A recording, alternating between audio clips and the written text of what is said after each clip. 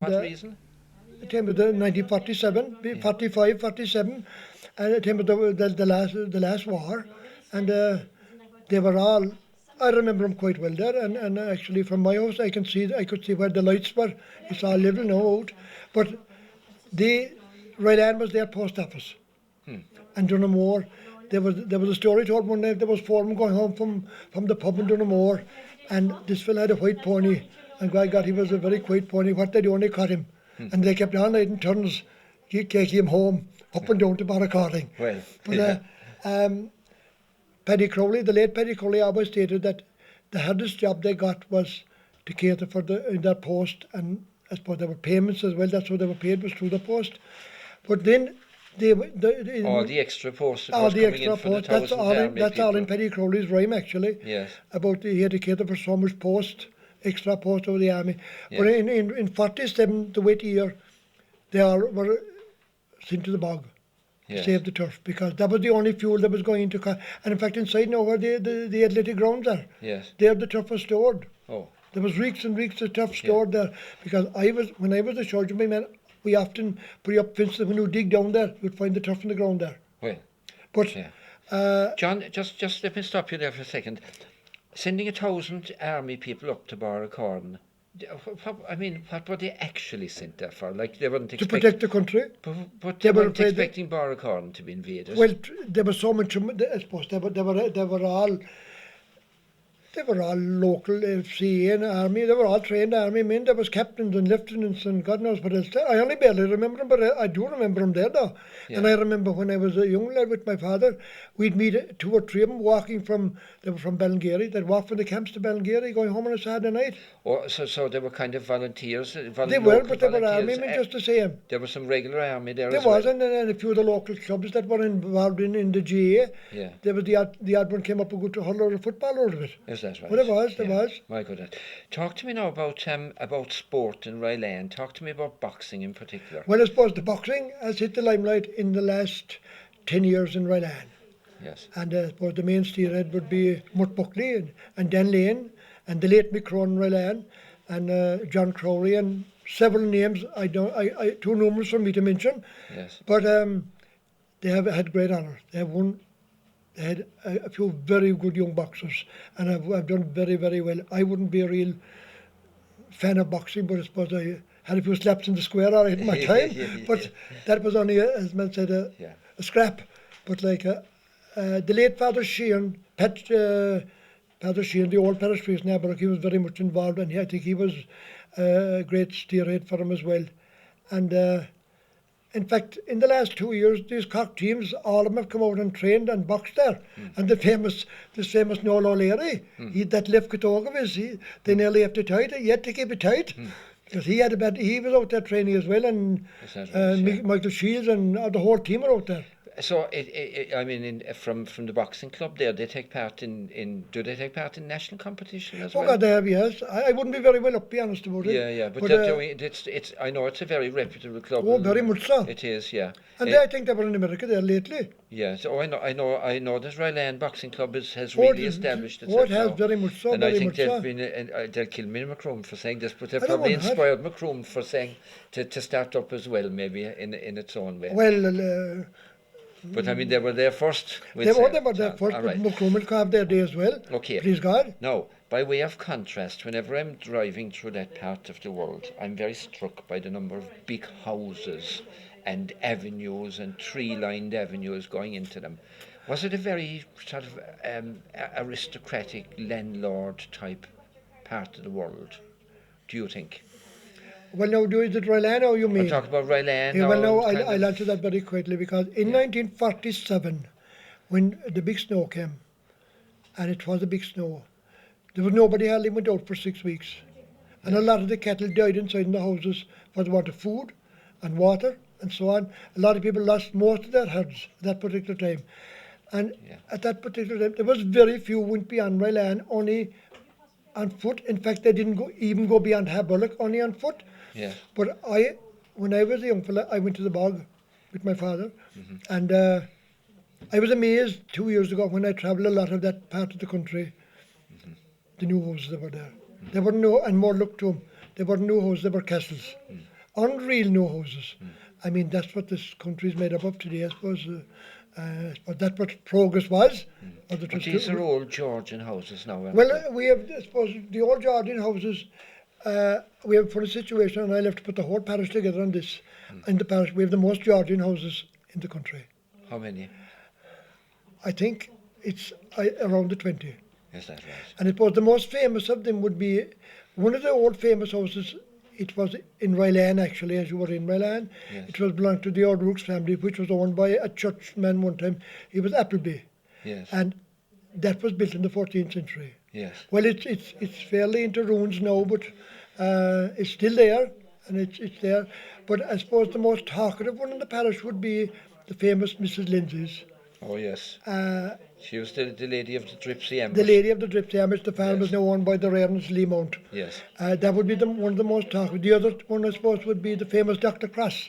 Oh, yes. Shandy Hall. Shandy Hall. Yes. And I mean, that would be a long story to go on. Both the Dripsey ambush would be a long story to go down as well. And indeed, several press and there've been several books written about it. Yes. But They all had horses, of course, and I suppose well, they were, but I suppose this famous one of Dripsey ambush, on the morning of the ambush, when Mrs. Lindsay came to Courtford, she went into a shop, a very good trading shop in the village, was known as Sheehan's, Courtford. Yes. And she said, what's all the activity around? So some simple young fellow said, there's an ambush. Yes. So she went into a priest in Courtford named Father Shinnick. Yes. And she told him she'd save her own, you save yours. But I think when the late Jackie Leary and his company got the message, they heeded it. Now, they were to These come are the in, boys at the ambush. they heeded what the priest sent the message, and the man that sent the message was the famous hurler, Pat Chamani, he was a harness maker. He ran up to him. And the message being that Mrs. Lindsay... She'd save her own, and I'd she save had mine. somebody belonged to her over in Ballincollig at the time stationed She was there. an English lady, and she would report it down to the That's to right. the English were stationed in Ballincollig. That's They were right. stationed there. So she was saying effectively she was going to tell them in She was Ballincollig that actually, the ambush was set. Yeah, and that is the very reason she was kidnapped. Yeah, so she And was kidnapped she then, was killed and after. she was executed She was afterwards. after, and there's a lot of stories about that where she was Yeah. executed. Well, I know for a fact there was a very much a man, his name was Jack Pad, he was known as John P. Cronin. And when I was a very young fellow, we were going to the bog, he showed us where she was for many a day under a butt. Is that right? Yeah, but I can't go down that. I could, but I don't want it today because No, but you know what I'm you not sure might- that Danja will keep looking down that camera for too long with all that. Do you tell me the story about this Lady Ballou, or Lady, was it Ballou? Yeah, well, the Musgrave Foxhounds was very much time because it was mostly made up of as they were known that time, the Redcoats. Yes. Now, they may not be friends of the Irish people, but they were highly respected as hunting people after. And there was an old story about them. They'd have a meet in Courtshire, which would be a very big meet. Knockrour would be one of their big meets. Yes. And we're just on the Cheltenham week now. There was a meet one day in Knockrour, and there were 70 horses there. Yes. And 14 of those horses finished up in Cheltenham. And that'll tell you the standard of a type of horse that those people had. Yeah. But the master of the Musgraves, about 100 years ago, was a man by the name of Ballou. Yeah. And he had this lovely daughter. Did this fellow have a title? He was Major Ballou. Major Major Ballou. Ballou, Yeah, he yes. lived over in Nettleville, where the Hornsby's house, where it is Oh, owned by yes. the Lucy family now. It was burnt after. And he had this lovely daughter, she was Lily Ballou. Yes. And she was very attractive, I'm told. Yes. And it was a pity I was a bit too young. I wasn't there, but no matter. You fell She between wouldn't- stools, John, yeah, I she think. wouldn't have any mess in my acres. But I did hunt with the Musgraves on several occasions. Did you indeed? But actually, when I hunted with the Musgraves in the early 50s, there was very few ladies riding astride. Now talk, That's what's it. that? What's this riding astride business? For people who don't know about horses. Well, for people that know about horses, they just the ornery saddle, and you just put your toe on the stirrup and jump up and you ride astride. The leg A on leg each in side each of side. the horse. But this Lady Ballou, Lily Ballou, she was very attractive. She was the first lady ever in this side of the country, and indeed maybe in Ireland, that ever rode astride. They were all riding side saddle. So her two legs were on one side of the horse Yes, in the side saddle. and the side saddle. But they made a bit of a rhyme, the boys around Canterbury made a bit of a rhyme. What a sensation and what to see when Lily Ballou, no, what a sensation and what a sight when Lily Ballou, she rode astride. Yes. But that was Yeah. I mean, that was when the Musgraves were that time, because they'd come into our castle that time, they'd meet in Dripsey, there'd be 70 to 80 horses, My goodness. maybe 60 redcoats. Yes, And most of those horses would be leased out by local farmers. I know. And in fact, one particular man that was leased out of them was the man that bought the famous Dr. Cross's place. His name was Murphy. He was a famous quarry from Quarry's Cross. He was a famous horsey man, and he had his son Leo and Pack, and the family is now, the farm is now owned by the McSweeneys, a grand niece of those people, and a son of Pack's, or a daughter of Pack's. He would lease out maybe a dozen horses to him. My goodness. But it was said at him that he wouldn't give a horse to anyone unless they'd come back to him after 5 minutes with a half crown. I'm not sure it was a half crown now. Might be a washer. Just as putting the half crown into Up in the stirrup and you stand on it. up in the stirrup. And if you weren't a good rider, he wouldn't give you a horse. In other words, if your foot came off the Yes. stirrup, the half crown would fall off. But so then you come back, but I'm sure to be a half crown there because he wasn't getting much more than a half crown for him. No, we're going to move on next now to Aherbollock, the third part of the parish, if you like, Aherbollock itself. Now, of course, Aherbollock is very famous for the GAA activities down there and for the All-Ireland final going way back to 1890. Yes, Aherbollock people. I was born and reared in Aherbollock, and I always respect Aherbollock, and I have great time for the people of Aherbollock. And no matter what it is, Coachford, Rylan, Dunamore, although I did wear the Dunamore jersey for 10 years, and I wore a Hina jersey for a year too. Yes. But I still, in the back of my mind, I suppose, the greatest thrill I ever had when Aherbollock, Connell Rylan took the County Junior Cup inside Parky Ring. Yes. I think that was my main achievement because I had played in 5 finals and I had never won them at Cork. There was no football team in Dunamore in my time, and that's why I was playing with Dunamore, which was all my friends, like Dan Kaler and all these fellas. But like Aherbollock is a very close-knit people. If you offended one, you'd offend them all. So you have to be very, very careful. And I suppose going down memories lane for a start, we'd go back to the 1890s when they won the All-Ireland. Now, I'm not sure the type of hurling that was going at that particular time, but it was club hurling that time, and they beat this team from Wexford. They didn't beat them on the day. The match was called off actually over rough play. And I suppose it might have suited me in my time, all right, maybe. Yes. That time the GA was a little bit away from the. We had a lot of English rule, and they were against the Gaelic Athletic Association, and these teams they trained kind of privately. Now they had a few haunts around Aherbollock. They trained in Clonmile, they trained in Knockrour, Cooleenay, but I suppose the most place they trained would be it was known as the Graveyard Field, later to be the Gymkhana Field. Now it is where the lorries are parked for the races. It is owned by Jack Murphy and somebody more. But while I'm just on that, I would say of all the functions that were ever held in Aherbollock during my lifetime, and the Murphy family, their farm was out. And indeed, I could say the very same about adjoining farms. No matter what function was in Aherbollock, let it be a drag hunt, let it be Ladies' Day, let it be Gymkhana, the land was always available, and it was free of charge, which that proves the type of people who were in Aherbollock. But it is said that the last place they trained was in the old Church Cross, as they call it, before they left to go to play this Wexford team. And it said that at least some of them walked to the train to Mallow. No, they didn't wear any fancy clothes. Walked from Aherbollock to Yes. Mallow. Give us, what distance is that? 18 miles. 18 miles. And it would be, someone went by sidecar and by horse and traps, and it was all sidecars nearly that time, and maybe common cars. But there was no big cases going for the show after that time. They wore long johns and they playing that time. And they said that they wore them going up and they wore them coming down. Right. Now there was one chap, they played on their bare feet, a lot of them. And one particular man, he was a man named Teddy Connors, he broke his toe. Right. And he said to whoever was in charge, this Father O'Riordan, he was training him. I'm not sure what kind of training was, but he said, try to the other one, and said, Sigurd, we win the match. Well, That will tell you what unity was. my goodness. Tied the two toes together. Tied the two toes together. But they went on then, after winning that, they played that, the final one played the following year. But in 1910, a completely different team, because that particular team went all over the world. Yes. That team, so it's something that was worse than today. You mean they had to immigrate? Immigrate to get employment. So they went all over the world. The team got broken up. And when a few years ago, when Aherbollock had this Golden Jubilee, they were able to locate some of the medals. Yes. But In 1910, they played Blackrock in the final of the county in Mallow. Yes. And there was a lot of local families, the Murphys family, the Healys, and so on. There was 3 of one family from the village playing, Dean Healy, Jochen, and Dan. And Jochen always played on his bare feet. So the way they sent the message home to the people of Haberlock was, this Father Ryan had 2 pigeons. I could give him a couple of dozen of them at the moment. Yeah.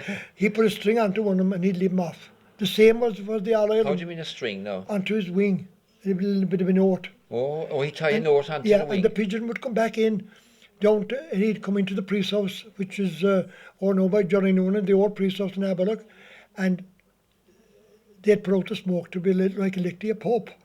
And the local hills around would be looking out now, they see the smoke. Are you saying that the result of the match would be put Yes, on a wing, the pigeon's wing? that's right. And the pigeon would fly to the parish priest's house, That's the curate's house. the curate's house. And when the curate got the message, then he lit a fire, is But the it? curate would be above to be his housekeeper. And she'd light a She'd fire. light a fire and the white smoke would go up to chimney like a pope.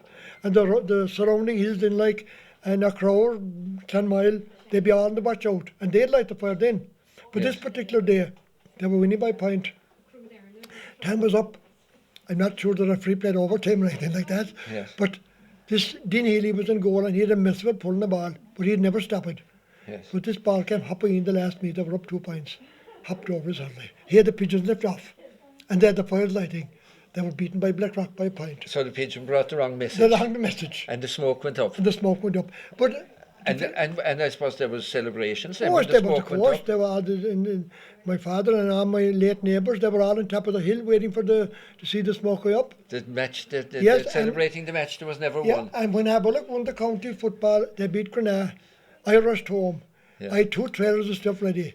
Yes. Close to where the fire was going to go up that time. They put the fire, it was seen for hundreds and hundreds of miles around. It was my great achievement of my lifetime to see Haberlock win the county, and I never had the pleasure. But what I had him is under the bridge now, I made great friends. Fantastic. But just while I'm on Haberlock, and I'll finish them with the hurling, I suppose we had great hurlers in Haberlock over the years. Yes. We had numerous, we had cock miners.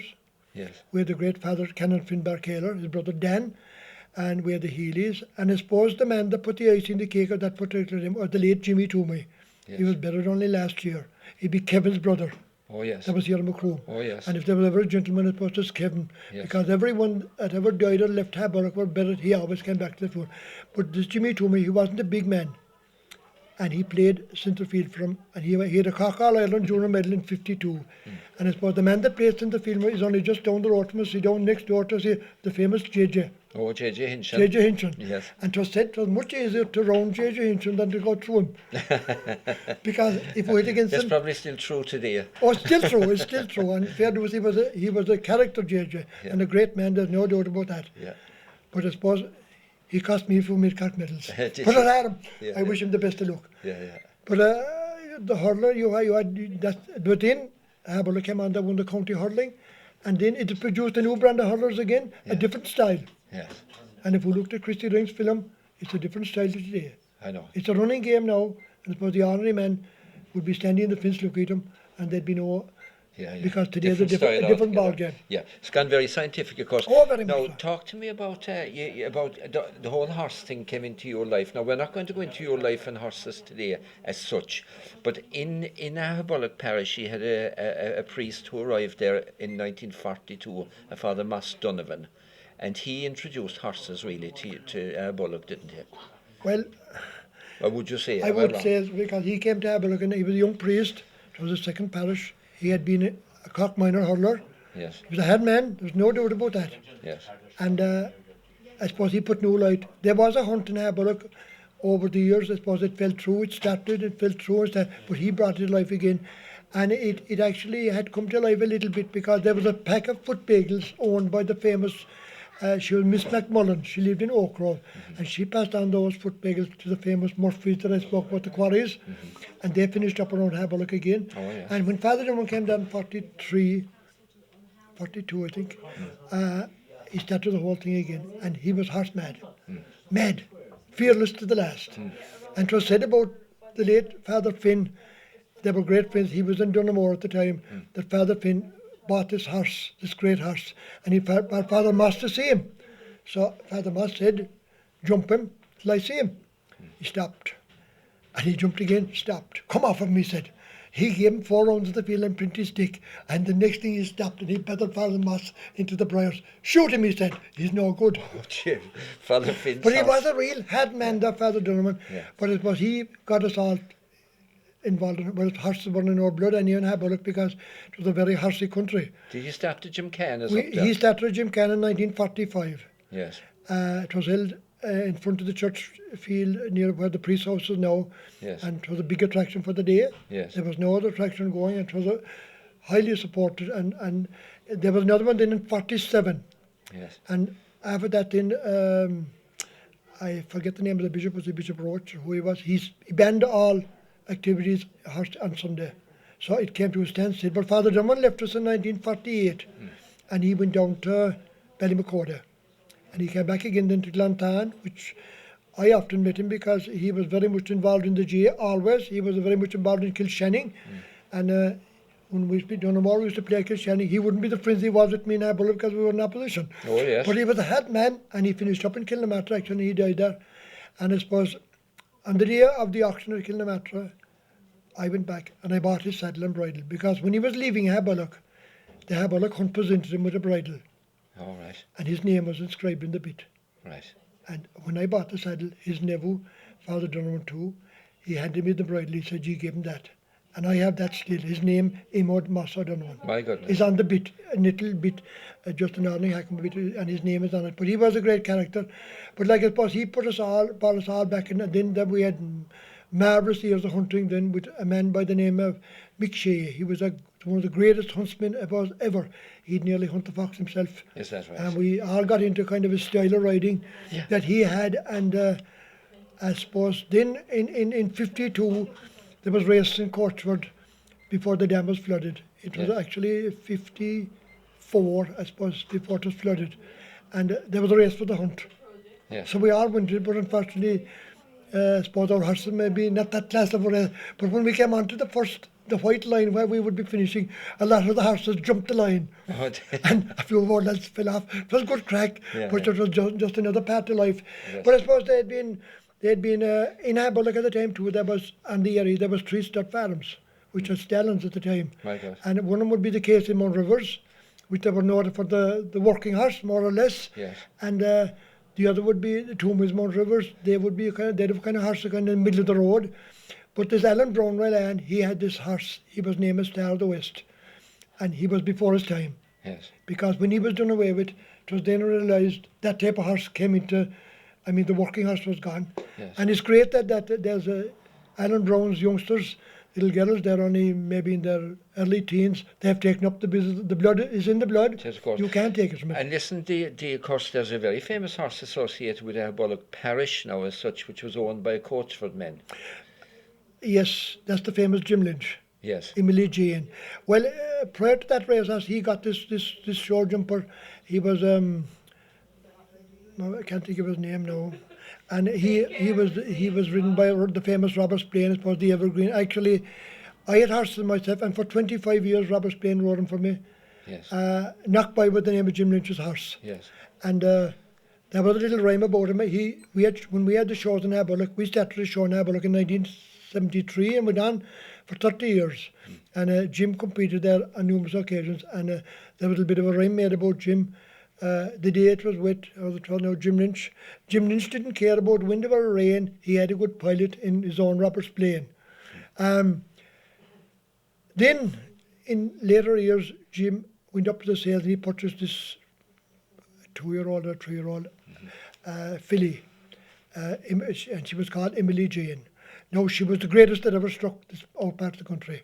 Now, Michael Toomey and Pat Toomey and Jack Murphy, they all had racehorses, and I suppose Jack was the only one. He was with the winners' enclosure on a few occasions, but the other lads, they were in the enclosure, but maybe not in the winners' enclosure, but they were still trying. But I think Jim Lynch put the icing in the cake with this, but she won a pile of races. And she won the Cheltenham West is just here. She won the Gold Cup. And she won the Gold Cup in she Cheltenham? did. Oh, she did, yeah. My goodness. And actually, they all went over. All my neighbours and all, and from there, I was the middle of the young one left, and I came in here to Knockrour to this famous betting queen. She met me for saying that. Yes, yes. And I asked her, I put 200 quid in him. Yes. She said, I'll give it 3 to 1. That's all. But I met her a couple of days after because she got cleaned out actually. She told me, don't call to me for Christmas. Now tell me the name of that horse again. Emily Jane. Emily Jane. Yeah. Now is Imperial Call linked in some way as well? Imperial Call would be Fergie's. He was belonged to Lissaline Farm, which is a farm that's up for sale at the moment. It was he owned. And where's that farm now? It's just as you go into Clonakilty where the golf club is. Right. On the right, Yes. on the left going to Clonakilty. Yes. Now he won the Gold Cup. No, I suppose I mistook it there a while ago. Jim didn't win the Gold Cup. It was Imperial Call won the Gold Cup for Fergie. Yes. And when Fergie was interviewed in England that year in Cheltenham, someone said that she ran a great race. Fergie was a great friend of mine. Fergie is a real sportsman. Yes. Fergie stood up and he said it was the trainer that counted. Yes, yes. But it was a great win. But Jim won the Irish National with Emily Jane. And it was 3 weeks after he ran on the English National. So it was Emily Jane won, Emily Jane won the Irish Grand National and ran in the English Grand 3 National. 3 weeks after she ran it and how again. did she do in England? She came into the last fence in front, and I forget who was right there. He asked her for a big jump. She gave it him. She came. Oh, I've filmed it yet. A real jump over it. She ran out of steam coming in. Oh, she was a real. And where did she come in? She was third. She came in third. She was third, which was a record in his own right. Yeah, yeah. But Jim Salter, I think he got around 35,000 for her. Yeah. And I'm not sure about that. I won't be held responsible for it anyway. Yeah, yeah. And her first 2 winners were winners. Yes. So I don't know any more about her now, but it was Jim's first look. Jim tried his hand several times. It is interesting, as you say, that we're talking about this now that Cheltenham is actually on these Well, it days. was actually these few days. My local neighbours went over at the time of Imperial Call, and I came in here to Mukum and I put 200 in, and I got paid at Christmas. And I remember this famous Betty Queen, as we call her. She said, "What I think so. You will give me 4 to 1." I know she's a 3 or 4. She said, "But you didn't come for Christmas. I'd give her 4." I got 400 from it was 4 to 1. Did you? Very good, but it was very hard to get money because the bookies actually got cleaned out in Knockrour that time. Yeah, I was listening to radio this morning, and they were talking about the amount of money that will be placed on bets now over Cheltenham in the next few days. It's colossal. It's something like 60 million. I wouldn't be a punter, but I did back Cork to win the double 2 years ago, but last year I didn't. Oh yeah, it's a massive amount of money. Massive now, amount of money. we're going to finish up now with Bullock, but you must talk to me about the community hall that's been built up there. Yeah, in the mid-80s, we got together a committee under the chairmanship of the late Father John Cronin, which was a wonderful priest. Yeah, he was a great real priest, a real community man. A silent man, but a real priest, a genuine man to the last. And we had quite a few meetings, and a local man, Dan Denny, he offered us a site just below the village, and at a place called Crisheen. And why it was called Crisheen was, in olden days, there was a forge there. Crisheen a go. So he gave us the ground for nothing. So we got that ironed out in here, and we had several meetings before we agreed, naturally, difference of opinions in every walk of life. But I think it was that hall brought the real group of people together in Bullock. It kind of bound them together, and there is a couple, the late Tom Murphy, which he took over chairman when Father John Connell left us, and the late Sean Toomey. I think they would maybe the only two that are gone from that committee. But it really brought us together. But before we built the hall, I think we had around 240,000 collected. Is that right? But where was that collected? Was that collected local? It was collected locally, was it? Even into the town of Knockrour. Is that right? Yeah, all the adjoining parishes, and they were wonderful people the way they supported us. Yes. And there was a man up in Dunamore. He was known as Jackie O'Shea. He's known as Lord O'Shea. Mr. O'Shea, he was the head of everything in Dunamore. You probably heard him, Jackie Shea. He deserves his title. Oh, he's known as the Mr. O'Shea. Yes. But I remember calling him I called him for the 60 anyway. There was 260, it was a 60 draw and 2 30s. We made unreal money in him. But anyway, we called that this day for the last time. I called it with Mick Toomey Bullock, who would be known as Mick Toomey Drummerty Moore, not Michael Woodfield. And Jackie put his head back to the dresser. And I'm going to explain this now in a kind of vulgar way, but there's no harm in it. You can cut out We'll if you see, like. then you'll get the scissors to it if it's too bad. Go on. He put his hand behind his back and he said, "Go over now to Harbour." He said to me, "Connell, and tell fucking Morris Oh, yeah. that we have our players well paid for now." You see, Harbour players that all play with them no more. And go over and tell, that was Jack Morris, Yeah, go yeah. over and tell Morris. Yes, that And the I players tell- are well paid They're for. well paid for now. But Jack always said that we were own men in a hurry and we built it. Yes. But we opened it in 1968. And it was a lovely hall. And it's going well. 1960. 1988, 88. 1988. Sorry. Yeah. And it's going well. There's cars there and there's different things there. Maybe not going like, we probably have a badminton course there and there's going very Good well. place And- for the youngsters to well, gather that's as well. what it's all about. Yes, yes. And in fact, it was only last week there, just a week before last, one of our chairman of the Point of Pines, Yes. I'll be coming to that in a minute, he had his birthday. I won't say what his birthday was for security reasons. yes. And we had a wonderful night there. Yeah, tell me about the point to point now. 'Cause Now, then we had a meeting below in Haberlock village there, and there was an old FCA hall. yes. And we had a meeting there, and again it was steered by the late Father John Cronin. And somebody proposed, I won't say who he was now, that we should try and run Point to Pines. So a lot of people said that'd break us. But we thought, there was the idea that we'd get maybe funds out of them, which it was the wrong road to go because the funds of a Point to Point have to go back into a hunt. Well, a back doorway anyway. So there was 3 appointed at that meeting. There was a committee formed, and Jack Murphy was made chairman. The late Sean Toomey was secretary. Michael was assistant secretary. I was vice chairman, and a committee from that down along. The late Michael Toomey Woodfield, Drumity Moore, sorry, he was appointed as treasurer. So there was 3 appointed, Sean Toomey, Jack Murphy, and Michael, to go to the Musgrave hunt to get permission to run these, because we'd have to run them under the auspices of the Musgrave hunt. That time, the only other hunt would be available to us was the hunt here in Knockrour. They had been affiliated there as Foxhounds as well. So we went to the Musgrave hunts, the late Noel Tanner and Antonia Kittel, they were the masters at the time, and they were a bit slow in letting us give us permission. Yes. But we had very good hunting ground, and Yes. they had to value that too. Yes. But after a couple of meetings, they decided we'd have they let us go ahead. So it was very hard to get a day. Yes. So we got a day on the 10th of January, which is a very awkward time of the year and a very bad time of the year, because we looked at a few venues and Jack Murphy had this field, which was 43 acres, and he just said, you can have it if you can do it. But there was a few fences to be knocked and things, and maybe a lot of hard work with a pick and shovel that him as well. But anyway, we held out first on the 10th of January, and it was a terrible wet day. There was 34 horses run there. And I suppose we got a bit of stick about it. There was no one killed. A lot of people thought such a part of the field wasn't good enough, but it has grown to be a famous racecourse. But unfortunately, the Lord, and we have some great parish priests over the year and great priests, including your famous man here, Father Robert. Oh, yes. We always, at our meetings, we asked him to say a special prayer Yes. for a dry day. Yes. I think Father Robert brought one, Did but he? we didn't get him.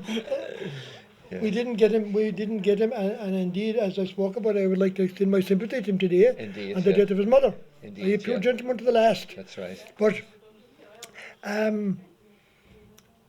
we went on from that then, and there was a bit of a rhyme that particular evening. I won't give that rhyme because it would take too long. Okay. Um, We'll get it off next time you come back to us. I hope so. Yes. My late wife, her uncle was was more than a bit of a poet, and she brought it. Yes. And the late Sean Toomey said to her that maybe we'd make it. So she did make a bit of a rhyme about it. I'm not giving it now because it's too long. Yes. But we went on then from that to that, and we had a good celebration that evening.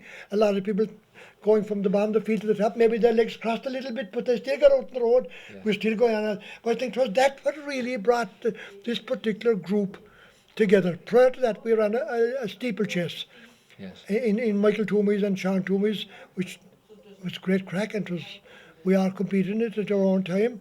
And But the point to point the Point of Pines, I think they put the icing in the cake. No.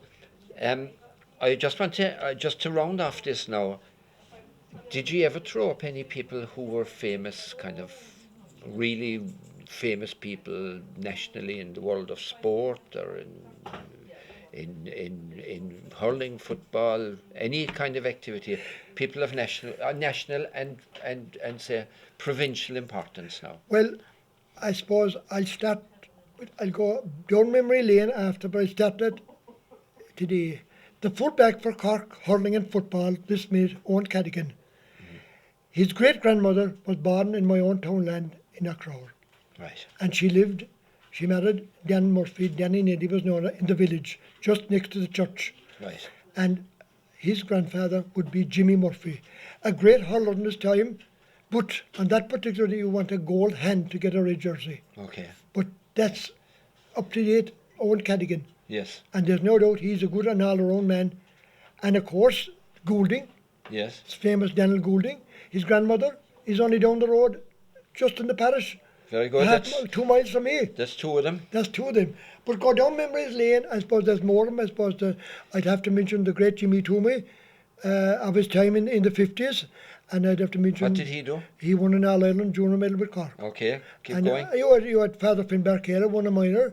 And you had Dan Kaler, who later years played for Dunamore for 10 years and played for Musgrave and played for Cork. You would have quite a few more, but maybe I'm probably... But in later years then when they were all stars in their own rights. Yes. But go down to the athletic world, I suppose the icing on the cake would be a man by the name of David Buckley, Ryland East. Yes. He was a high jumper. Right.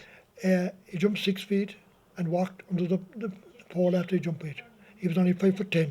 He immigrated to America, and I don't think, well, I have no knowledge of him coming back. He would be an uncle to the great Timmy Buckley, Ryland, who was not in the best of health, but we wish him the best of health. Yes. Then you had there were Farrells, they were great cyclists. The Lynches, Ryland, they were great cyclists. Mm-hmm. And I suppose this famous Paddy Keefe, Mushra, Yeah. clicked. Yeah. He was a great runner, and he won the All-Ireland over in England. And the judge asked him, where did you train? I trained in bare feet, he said, hunting the sheep around the mountain. Well, fair place, man. And you had another man as well. He won a cross country All Ireland from Kilcullen. He was Lehan. And I suppose when they returned to Ryland after different occasions they're winning these things, their celebration was a bush. Yeah. Well, John, you have taken us on a most magnificent tour over a wide area of Ahabollock Parish, from Ahabollock into Ryland onto your own stomping ground, as it were, there in Knockrour. What's you want to say to me? I've just one message to say about Knockrour, as you've just mentioned Knockrour. Yes. I suppose it would be very bad for me today if I wouldn't mention my own townland. Yes. Because in 1948, the famous Jack Lynch Knockrour with his famous greyhound, Glittering Smack, hit the limelights that time. He won the Kingdom Sweepstake in Kerry, the Thomond Sweepstake in Limerick, and he won the Lee Steep in Cork. And there was a challenge went out with this great Castlepook. And the money wasn't big that time, it was big that time. It was £100 a side. And the challenge was inside in the Cork track. And at that particular time, we had this famous priest in Ahabollock, Father Durham, and confraternity was a big thing, and he was hearing confessions. And I was going to go into the track with him. And he said, run out, see, there's anyone coming. There's no one coming, we'll run now. And we're just going down Crusheen, we made a horse and trap. They have nothing to tell, he said, they'll be back next Sunday. But this race between Castlepook and Glittering Smack, it's said now in the record that he wasn't this famous Castlepook at all. But Jack Lynch took in his Glittering Smack, and you think to saw Smack knew going in the road, he was all out for it. He was This great. was the name of the horse, was The it? dog. The dog. The dog. The dog. And oh, we're at dogs. when it started Okay. the race, there was only one dog in it all the ways around. Yeah.